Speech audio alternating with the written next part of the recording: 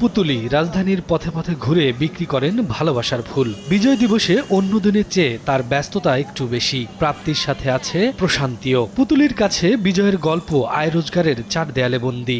আগে প্ল্যান করি যে খেলনা আনবো, আবার ফুল একটু বাড়ায় আনবো, যে বেচা কিনা ভালো হবে, 2-3 কালার ফুল আনলে এরকম বেচা যাবে। এই দেশের প্রতি চাওয়ায় দেশটা জানি ভালো থাকে।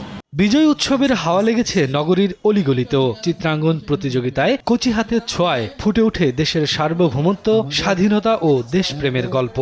ছেলে ড্র করছি, ফ্ল্যাগ ড্র করেছি, তারপর ঘাস, তারপর স্মৃতিসর, সান, তারপরে ঘাস ড্র করেছি।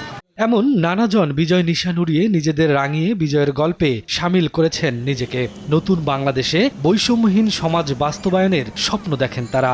প্রাপ্তি আছে, কিছুটা কষ্টও আছে, সবকিছু মিলিয়েই আলহামদুলিল্লাহ। আমাদের একটাই দাবি, যে এই দেশে রাষ্ট্র ক্ষমতায় আসুক, সাধারণ মানুষের নিত্য প্রয়োজনীয় জিনিসটা যেন ক্রয় ক্ষমতার ভিতরে থাকে।